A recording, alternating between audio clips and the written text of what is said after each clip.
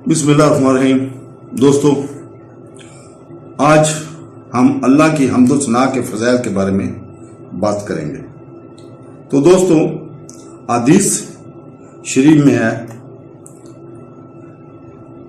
अल्लाह ताला की हम्द व सना करने के बहुत फ़ज़ाइल बयान किए गए। इनमें से 3 फ़ज़ाइल दर्ज झैल हैं। नंबर 1, हज़रत अनस बिन मालिक रज़ी अल्लाह ताला अन्हु से रिवायत है कि हजूर पाक सल्लल्लाहु अलैहि वसल्लम ने इरशाद फरमाया, अल्लाह ताला बंदे की इस बात से खुश होता है कि वो कुछ खाए तो अल्लाह ताला की हम्द करे, कुछ पिए तो अल्लाह ताला की हम्द करे।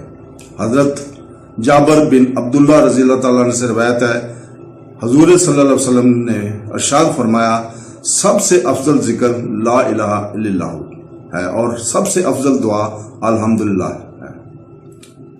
नंबर 3, हजरत अनस बिन मालिक रज़ी अल्लाह ताला अन्हु से रिवायत है कि हजूर अक़दस सल्लल्लाहु अलैहि वसल्लम ने इरशाद फरमाया, जब अल्लाह ताला अपने बंदे पर कोई नेमत नाज़िल फरमाता है और वो नेमत मिलने पर अल्हम्दुलिल्लाह कहता है, तो ये हम्द अल्लाह ताला के नज़दीक इस दी गई नेमत से ज्यादा अफजल है जो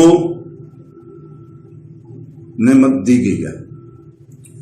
हम्द से मुतल्लिक़ शरई हुक्म है कि खुतबे में हम्द वाजिब, खाने के बाद मुतसब, छींक आने के बाद सुन्नत, हराम काम के बाद हराम और बाद सूरतों में कुफर है। अल्लाह ताला के लिए इस जात अल्लाह की अजमत वाला नाम है जो तमाम कमाल वाली सिमतों के जामे है। और बाज़ मुबस्सरीन ने इस लफ्ज़ के मैनी भी बयान किए हैं, जैसे इसका एक मैनी है इबादत का मुस्तहिक, दूसरा मैनी है वो जात जिसके मार्फत में अक्लें हरान है, तीसरा मैनी है वो जात जिसके बारगाह में सुकून हासिल होता है, और चौथा मैनी है वो जात की मुसीबत के वक्त जिसकी पनाह तलाश की जाए। रब्बुल आलमीन जो सारे जहान का मालिक है। लफ्ज़ रब की कई मैनी है, जैसे सैयद, मालिक, महबूद, साबत, मसला और बदरजीज मर्तबा कमाल तक पहुंचाने वाला, और अल्लाह ताला के अलावा हर मौजूद चीज को आलम कहते हैं और इसमें तमाम मखलूक़ात दाखिल हैं।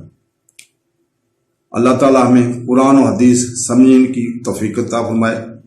आमीन। अल्लाह हाफ़िज़।